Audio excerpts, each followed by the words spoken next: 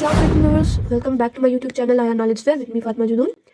तो आज के लेक्चर में हम डिस्कस करेंगे जी स्ट्रेटजिक कल्चर को और जो पाकिस्तान के स्ट्रेटजिक कल्चर के डिटर्मिनेंट्स हैं उनको। तो शुरू करते हैं आज का हमारा लेक्चर। सबसे पहले हम देखते हैं कि स्ट्रेटजिक कल्चर बेसिकली होता क्या है। तो स्ट्रेटजिक कल्चर किसी भी स्टेट के जो बिलीव्स होते हैं या एटीट्यूड होता है या हिस्ट्री होती है या कंडक्ट होता है किसी भी नेशन का, तो उसको हम कहते हैं कि वो किसी भी स्टेट का स्ट्रेटजिक कल्चर है। जैसे कि हम बिलीव्स की बात करें तो पाकिस्तान की हम मिसाल लें तो पाकिस्तान के जो बिलीव्स हैं, क्योंकि एक इस्लामिक स्टेट है तो इसके बिलीव्स भी इस्लामिक बिलीव्स हैं। तो ये जो है वो ज़्यादा से ज़्यादा अपने रिलेशंस उन स्टेट के साथ बनाएगी जो कि इस्लामिक स्टेट्स हैं। ठीक हो गया, जैसे कि ईरान हो गया, सऊदी अरेबिया हो गया, अफगानिस्तान हो गया, और ये जो सारी इस्लामिक स्टेट्स हैं।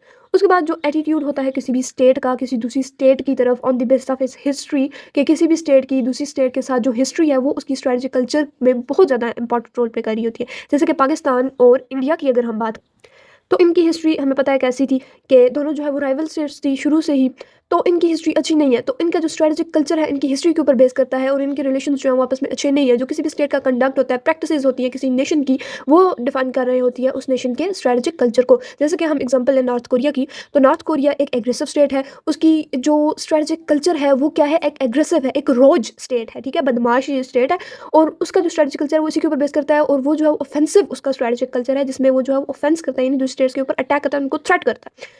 ठीक होगा। अब इसकी अगर हम एक प्रॉपर एग्जांपल देखें, डेफिनेशन देखें, तो वो क्या है जी कि beliefs and assumptions that frame choices about international military behaviour, particularly those concerning decisions to go to the war, preferences for offensive, expansionist or defensive mode of warfare। ठीक हो गया कि किसी भी स्टेट के जो बिलीव्स हैं कि आया वो जो है वो वार में जाएगी या नहीं जाएगी, उसके अजम्पशंस हैं कि दूसरी स्टेट है, उसकी राइवल स्टेट है, वो वार में आएगी या नहीं आएगी, उसके जो परसेप्शंस हैं वो जो है वो फ्रेम कर रहे होते हैं जी उसके बिहेवियर को, उसके स्ट्रेटजिक कल्चर को इंटरनेशनल रिलेशंस के अंदर।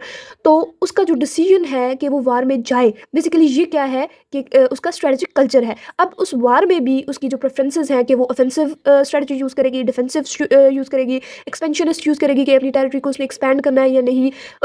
ये जो सारी की सारी स्ट्रेटजीज़ हैं ये जो है वो क्या करी होती है जी, स्ट्रेटजिक कल्चर को डिफाइन करी होती है। जैसे कि रशिया के स्ट्रेटजिक कल्चर की हम बात करें तो उसका जो स्ट्रेटजिक कल्चर है वो एक्सपेंशनिस्ट है, वो जो है एक्सपैंड करना चाहता है अपनी टेरिटरी को। जैसे कि 2014 में उसने जो है क्रीमिया के ऊपर अटैक किया और उसको जो है वो उसने अपनी टेरिटरी को वहाँ पर फैला दिया। अब उसने यूक्रेन के ऊपर अटैक किया, उसके बहुत ज़्यादा रीजन्स को उसने जो है वो उसके ऊपर कब्जा कर लिया। तो वो क्या है, एक उसकी जो स्ट्रेटजिक कल्चर है वो क्या है, एक्सपेंशनिस्ट है। ठीक हो गया। अब ये जो स्ट्रेटजिक कल्चर है ये बेसिकली डिफाइन कर रहा होता है आपकी जो डोमिनेंट एलीट है वो। ठीक हो गया। चाहे वो मिलिट्री एलीट है तो मिलिट्री एलीट क्या करेगी जी, वो जो मिलिट्री पॉलिसी मेकर्स हैं वो जो है वो रिस्पॉन्ड करेंगे उन चीज़ों को जिनको वो समझते हैं कि वो जो है वो रियलिटी है। और जो सिविल एलीट है वो जो है उन स्टेट के साथ आपके रिलेशंस बिल्ड करेगी, हिस्ट्री बनाएगी उन स्टेट्स के साथ जो कि वो समझती है, उनका जो परसेप्शन है उस स्टेट की तरफ, उसकी बेस पे वो रिलेशंस बनाएगी।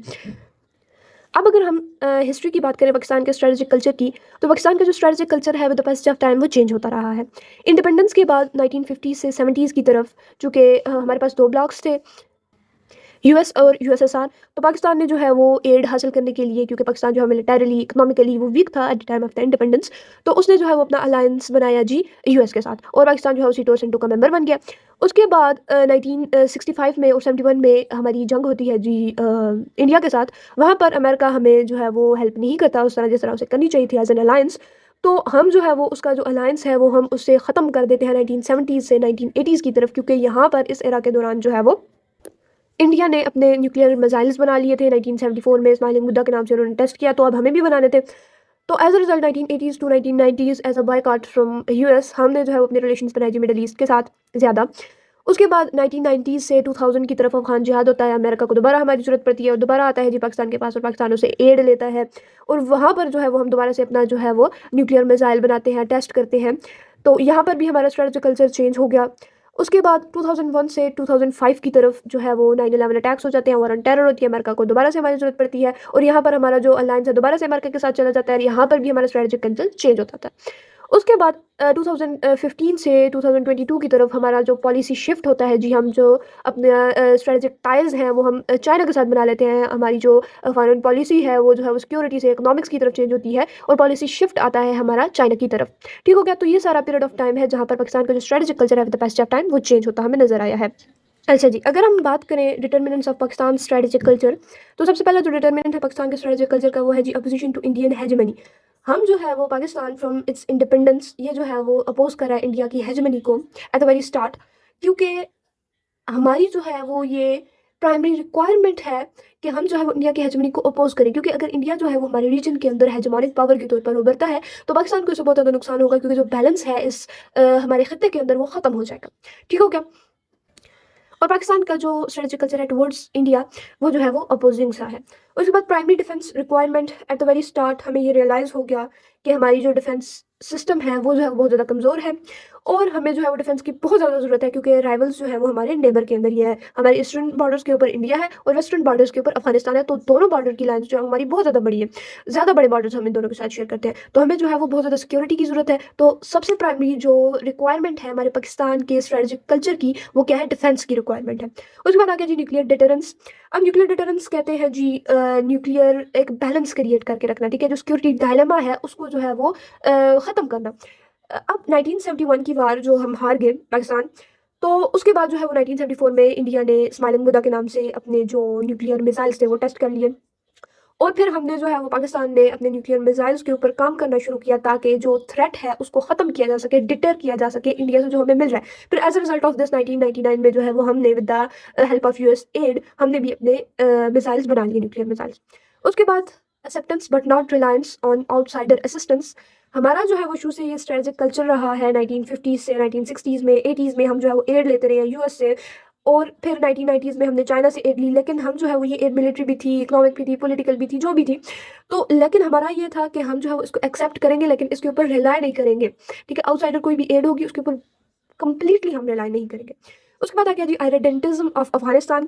अफगानिस्तान जो है वो शुरू से ही हमें उसने रिकग्नाइज नहीं किया था पाकिस्तान को। ड्यूरिंग लाइन के प्रॉब्लम्स भी हैं अफगानिस्तान के साथ, और पाकिस्तान जो है वो अपने वेस्टर्न बॉर्डर्स को सिक्योर करना चाहता है अफगानिस्तान के साथ, क्योंकि ईस्टर्न साइड पे हमारा इंडिया है, वेस्टर्न साइड पे अफगानिस्तान है, तो दोनों साइड पे अगर पाकिस्तान अपने बॉर्डर्स को सिक्योर नहीं करेगा तो ये पाकिस्तान के लिए मसला होगा।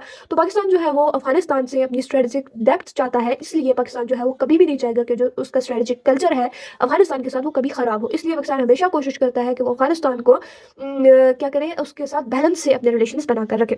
उसके बाद रोल ऑफ इस्लाम, कि पाकिस्तान जो है वो एक इस्लामिक रिपब्लिक है, तो ये जो है वो जो इसका काम क्या है कि जो सारी मुस्लिम उम्मा है उसको इकट्ठा करना, एक प्लेटफॉर्म पे लेके आना, चाहे वो कोई भी गवर्नमेंट आई है पाकिस्तान के अंदर, सिविल है, मिलिट्री है, उसका एक ही काम रहा है कि वो क्या करे जी, सारी मुस्लिम उम्मा को इकट्ठा करे एक प्लेटफॉर्म पर। क्योंकि पाकिस्तान का जो स्ट्रेटेजिक कल्चर है वो जो है वो क्या है जी, इस्लाम के ऊपर बेस कर रहा है, क्योंकि पाकिस्तान वजूद ही उसका इस्लाम की बेस पे है। ठीक हो गया। अगर हम इसकी इंपॉर्टेंस की बात करें, किसी भी स्टेट के स्ट्रेटेजिक कल्चर को पढ़ के हमें पता चल जाता है उस स्टेट के बारे में कि वो क्या सोचेगी, उसके मिलिट्री एक्शंस के बारे में, उसकी रिक्वायरमेंट्स के बारे में, उसकी जो है वो जो पॉलिसी मेकिंग है उसके बारे में हमें पता चल जाता है। ये जो है बहुत ज़्यादा इंपॉर्टेंस है स्ट्रेटेजिक कल्चर की। ठीक हो गया। तो आज के लिए इतना ही, जिसमें हमने स्ट्रेटेजिक कल्चर और पाकिस्तान के जो स्ट्रेटेजिक कल्चर है उसके डिटर्मिनेंट्स के बारे में डिस्कस किया। तो बाकी इंशाल्लाह नेक्स्ट वीडियो में मिलते हैं, अपने नेक्स्ट वीडियो में। तब तक के लिए अल्लाह हाफिज़।